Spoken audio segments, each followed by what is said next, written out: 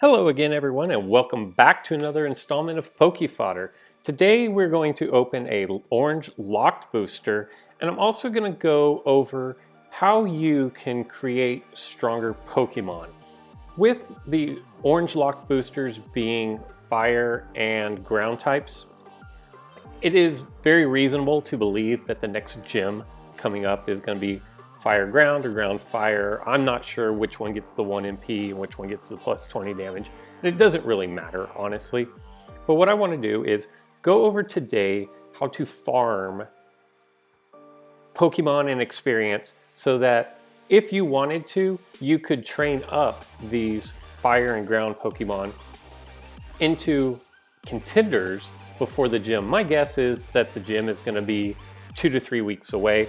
Don't quote me on that, but if they hold to their pattern, it's probably going to be 2 or 3 weeks. And this is going to give you plenty of time to beef up your squad if you want to compete at higher levels in the gym.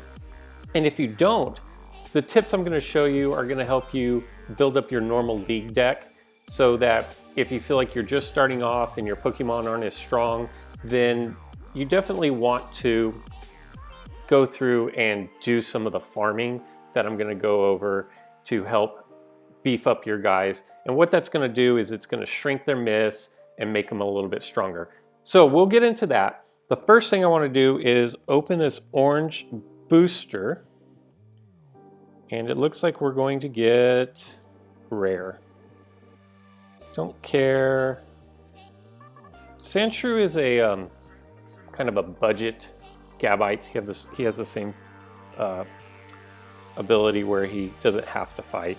So an ingot common and a rare metal common. So absolutely nothing good there. Whatever, it was free. So here's what I want to do. And I will put a link down in the description below. But what you want to do is go into your quests. When you're not in your gym, you have the energy bar that's up here.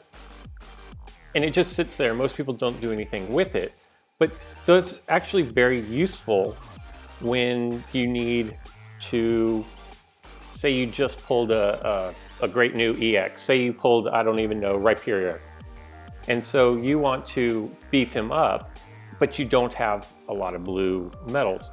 So what you can do, and like I said, I'll put a link in the description of where everything is and what levels that they're on, and it's on Reddit, and it's a nice spreadsheet type list, and you can go through and farm what it is you need. And there's 2 ways to go about doing this. The first way that you can go about, if you have a ton of coins but you don't have anything to build up, you know, you've got a ton of coins but you don't have, actually I take that back.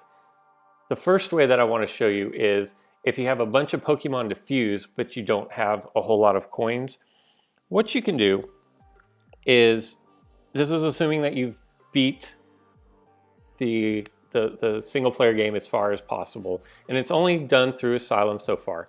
But what you can do is go in here, and for 22 power units, you can go in, and your options are going to be to claim a Magnemite, coins, or a scoop up card. I don't really care about that, but what you do get, and I'm just going to go in, I'm going to let the AI play this actually. Unfortunately, you can't just hit AI and let AI run the whole thing. You have to keep hitting it. So that is a little bit of a difference. But, and so this game might actually take more than 30 seconds to play. I'm actually trying to build up my water deck here. I've got 3 Greninjas, 2 Manphys, a Wartortle that evolves into Blastoise. I wish I had Gyarados, but I don't. And so yeah, we'll just see what the AI does here. 2 of my Greninjas are level 4. And one of them is level 3. And he just lost to Mew. But earlier this week, only one of my Greninjas was level 4, and 2 of them were level 1. So if you this is a very reliable, yikes, this is a very reliable way to build up experience. And the first way that I'm showing you is, I don't know why the AI doesn't want to bring Manaphy out on the field. This is going to get you the most experience, but it also gives you the least, your odds aren't as good as picking up Pokemon to fuse together. So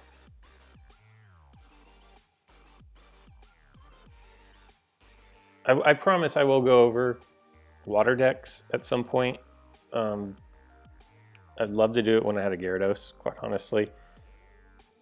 Because with the Gyarados, it's just that much stronger.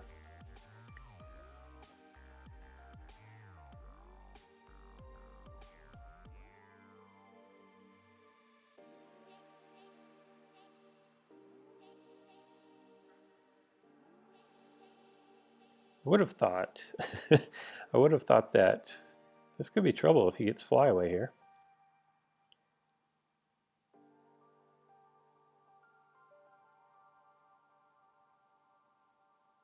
Would have thought that this team would have been able to beat the AI a lot quicker than this. I really don't even know what the AI is doing.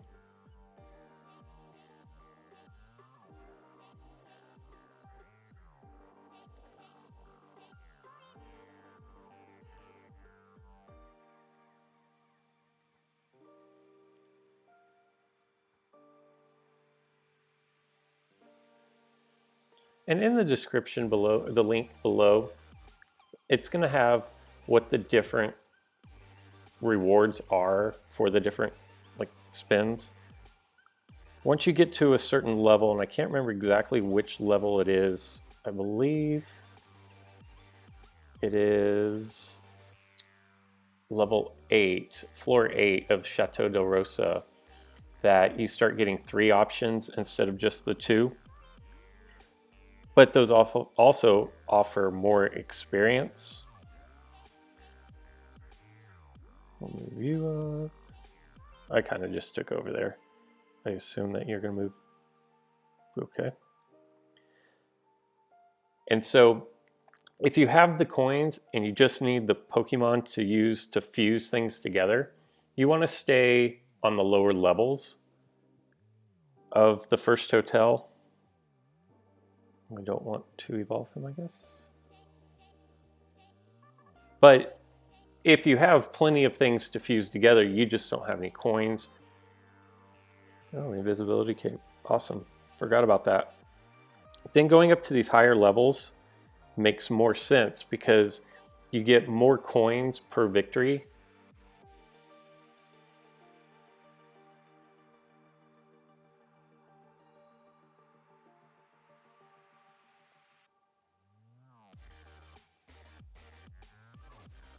Now, hopefully,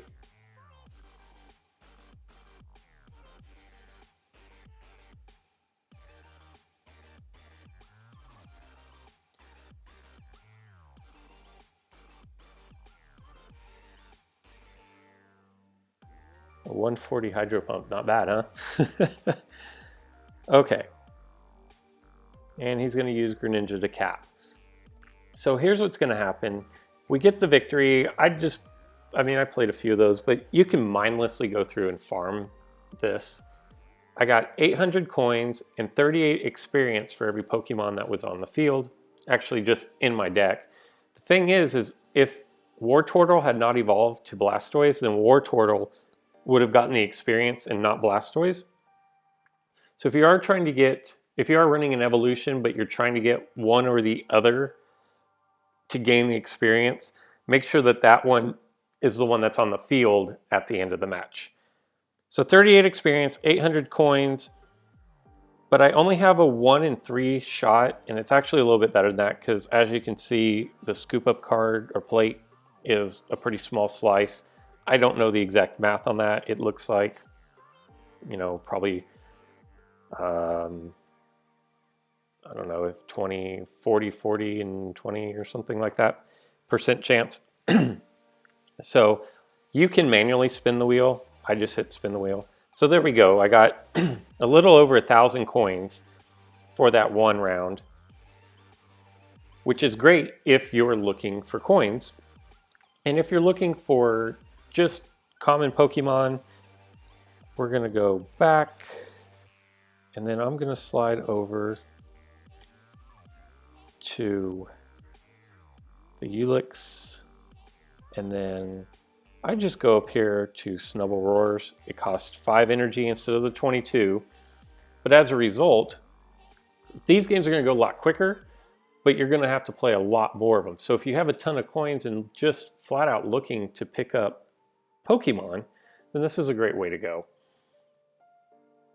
You only have a 50-50 chance of picking up different either Pokemon or coins. It's the same 250, but you're going to get a lot less experience for the game itself.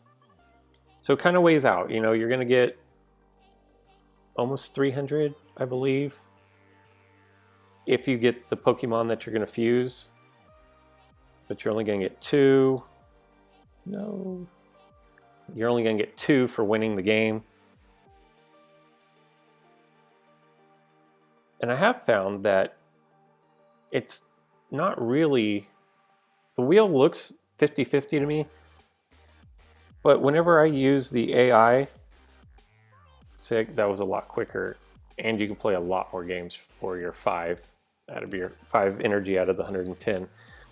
But and what I was saying is, in actuality, I feel like my rate of pulling, I think it's Geodude on this level, is a lot higher than 50-50. And maybe I've just been having really good spins, who knows. But you can actually manually spin it. I just hit the spin button. And of course I get coins. And one thing, if you are newer to the game and looking for different plates, a very useful plate to have, and you probably want at least 2 of them, is if you go to Volcano. See, I have a ton of these missions I haven't even finished yet. And if you play Don Roger, Double Chance is one of your rewards. So if you don't have a Double Chance, they're very helpful in this game, and good to have at least 2, you know, especially starting off where your Pokemon probably have larger miss sections, or if you really want to run the Dratini to Dragonite, or the Charmeleon to Charizard, or the Pupitar to Tyranitar evolutions, you're probably going to want Double Chances. That's a great place to farm a couple Double Chance. The link below will have everything that you're looking for. So, you know, I see right now on the Volcano level 6, let's see if I've even got that completed. You can get Flame Power, which could be useful. Nope, I haven't even done those.